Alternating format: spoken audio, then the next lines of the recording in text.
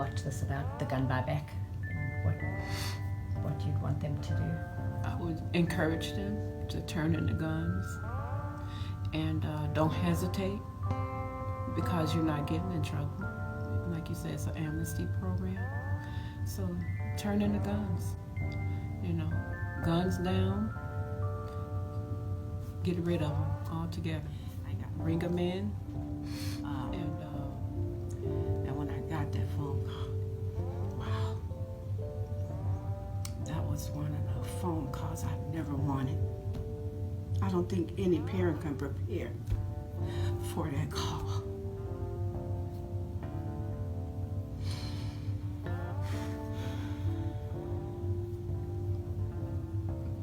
I'm sorry. And I'm saying to myself, are you sure? Not my baby. Was murdered at 27 years old. So he had his whole life ahead of him. Yeah. He had went to jail, and he said, "Mom, when I come out of here, I'm gonna make you proud." He went to jail for marijuana. He had to do a year or a year and a half. It was something like that. But when he came home, he looked like he was a changed person. And he said, all I want to do is make you proud of me. And I want to change for him because I know on the streets is terrible. And I kept telling him, I said, the only thing out on the streets can bring you is jail and death. Do you think he was changing his life when this happened? Yes, he was changing a life. You took a life that meant something to me, his sisters, his children, his kids' moms. When they murdered my son, took part of me with them. I have to deal with this for the rest of my entire life. You know, had it been an illness, it would have hurt. But either way it hurts. But with the illness, I could have dealt with it, coped with it much better. But with someone deciding his fate, that's the worst. Because who are you to decide anyone's fate? When that happened to him, it's like I can think of something to say, and then sometimes if I don't see it right away, my mind goes blank. And that's the worst part of what I'm dealing with when Ray got killed. The trauma of it. The trauma of it. I keep his jacket with me every day. Don't go anywhere without it. Really? It was my heartbeat. My husband was murdered as well with a gun. In Evanston. I've dealt with a lot, and a lot of people always tell me, they say, wow, Katherine, you're strong. I said, I have no other choice. Anybody that don't have anything, he'll give you. Like those guys that murdered him. Had they said, I need, he would have gave them. But don't take nothing from him. He didn't like if somebody tried to take something from him because he's going to defend himself. But you can't defend yourself against a gun. You can't. You can't. So I think they need stiffer laws for guns. That I do want to say. Those kinds of things. Okay, it's going to be at Christ Temple Church, which is at 1711 Simpson, where the Reverend Kenneth Cherry is pastor.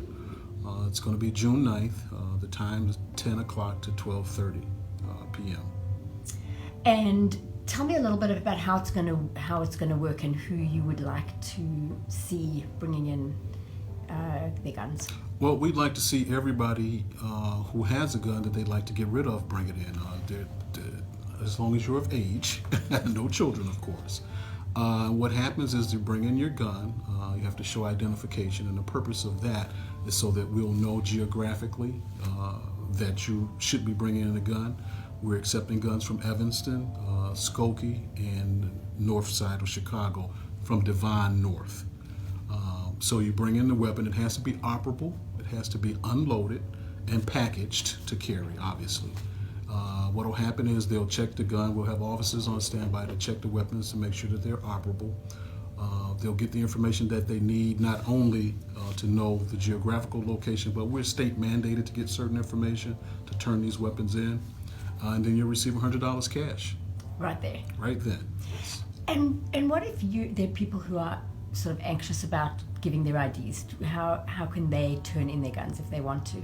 Is there a way to do that? Well, we want you to have an ID, again, so we can verify where they came from. This is an amnesty program, so there won't be any arrests. We won't be doing any background checks. No follow-up beyond you bringing the weapon in. We check to make sure that it's operable, and you receive your money, and that's the end of it. And this isn't the first time that we've done this, and I would imagine that there's no way for anybody to go back and check, but I can say 100% that there weren't any arrests made in the previous occasions when we've done this.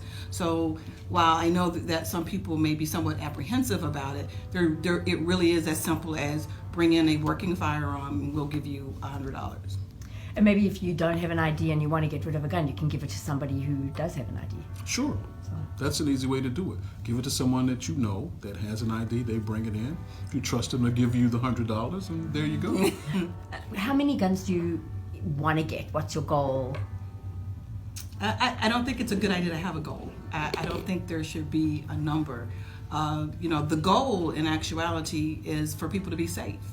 And so however many guns we get, that's the goal. Because inevitably what we're trying to do is prevent that gun from being used in a crime down, at some point in time.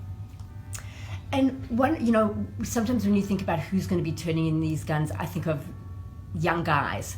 But who else could benefit from turning in a gun? Who else might have a gun that they don't want? Well, we have residents who've lost loved ones, fathers or uncles who had weapons, and they may not know what to do with them or how to use them, and they really don't want them in the house. But up until now, they've been kind of nervous about what to do with them. This is a great opportunity for them to get rid of those weapons. Because, if your house is burglarized and a burglar happens to find it, then it's out on the street. If you have children visiting for whatever reason and children ramble as they do, then they find it, then it's a potential for victimization. So anybody who has one that fits the criteria, whatever the circumstances, young, old, will accept those. And how long does it take? Like if you show up at 10? Well, it's a first come, first serve, so it kind of depends on the numbers. If you're number one, how long should it take? I would say it shouldn't take any more than about maybe 10 or so minutes. There is a process that you'd have to follow. I can't imagine it taking 30 minutes, again, unless you have a number of people, and if you have someone who doesn't have one or two guns that they're turning in, then the process may take a little bit longer, but it's not anything that should take an extensive amount of time. And then what about ammunition and things like that? Do you turn those into? We will accept ammunition as well. Yes. Yeah. In terms of monetary value, we haven't really placed it on the ammunition. You'd have to have quite a bit of it. Also, magazines and clips, gun clips, we'll accept those as well. How do you know that it works? Well, that's actually very simple. If we get one gun, now obviously we hope to get many, many more, but that's one less weapon on the street that someone can be victimized by. That's success to us. What about, how do you feel as officers, police officers, when you are called to a shooting or to a homicide? How does it affect you personally? Me personally, I would say that it's very challenging. It's very sad. It's something that sticks with you, and I'm going to say that you see the effect from both sides. When someone's shot, there's two families involved. There's two families that are affected, and it's a very hurtful situation to have to see play out. It stays with you. It's very difficult. And I agree with Officer Jenkins. It's a sad situation, and I don't even go beyond the families that are affected. The neighborhood's affected, the city, the town's affected, the country's affected. I don't think any of us today can say that we're not touched when every day in the news there's another shooting, someone else has been harmed, because we can always relate whoever it is that the victim is to someone that we know, someone that we love. So it's a broad brush effect. It's not just the victim and the victim's family or the shooter and the shooter's family. It affects everybody. And it's sad. I mean, we're trained and we're prepared for that, but it doesn't get any easier. Every time it hurts.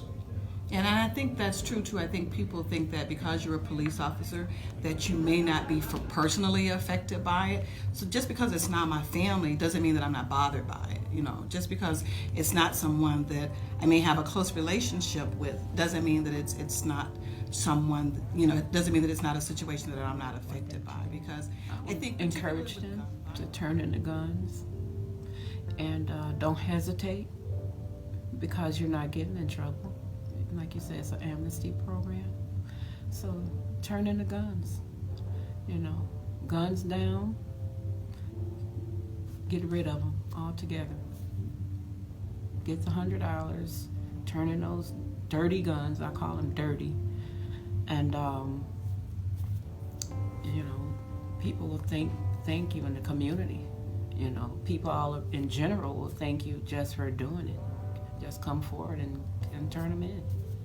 That way you're saving lives, you know.